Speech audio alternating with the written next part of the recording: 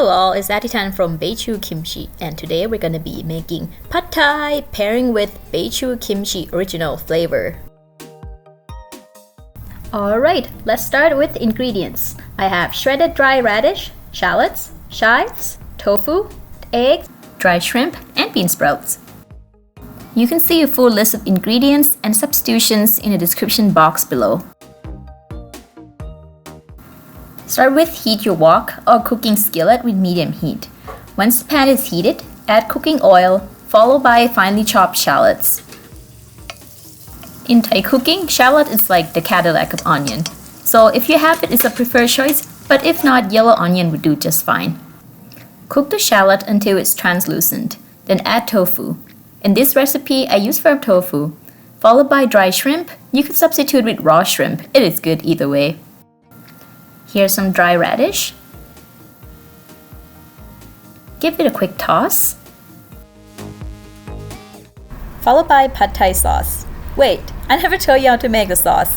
I'm gonna pause this video and let's get to the sauce right now. We have sugar, fish sauce, and tamarind. You could get in a block like this from an Asian grocery stores. It's pretty practical in Thai cooking. Before you can use the tamarind in a sauce, we have to soak it in warm water for about 15 minutes. Make sure it's not boiling hot neither. While the tamarind is soaking, we're gonna make some simple syrup. I add equal part water and sugar, and I cook it in medium heat until it starts boiling.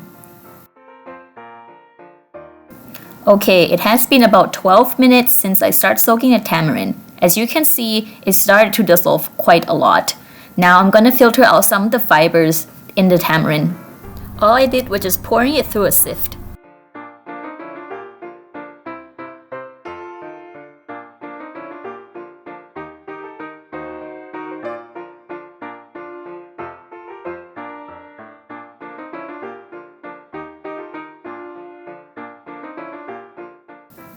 As you can see, the syrup started to boil a little bit.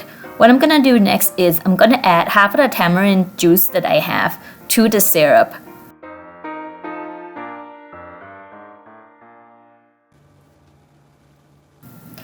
Keep cooking the sauce on medium heat until the sauce starts to thicken. Give it an occasional stir. It has been about 10 minutes, and this is the consistency of the sauce you're looking for. As you can see, the liquid got reduced quite a bit from the simmering. Turn the heat off and add fish sauce. And the reason you're doing this off the heat, because if you cook the fish sauce, the smell is going to be very strong.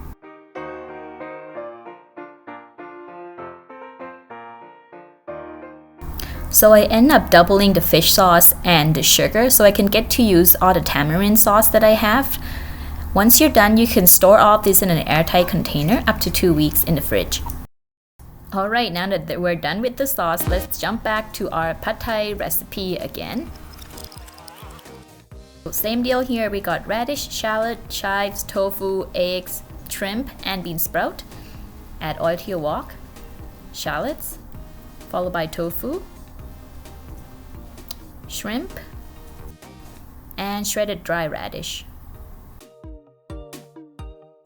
And here's our pad thai sauce. Add a bit of broth and let it simmer just for a little bit. Add some noodle. In this case, I used dry noodle, so I had to pre-soak it before. If you use fresh noodle, go ahead and dump it in. The noodle would absorb the juice from the pad thai sauce and the broth. Now slide the noodle to one side to make room for the egg. Crack the egg and scramble it.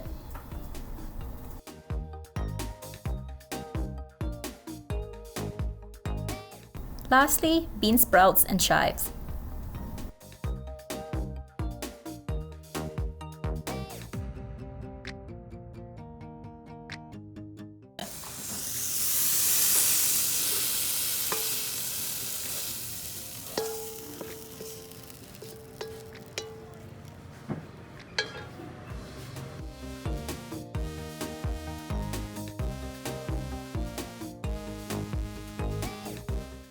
Lastly, we're gonna spice up this pad thai with Baechu Kimchi original flavor.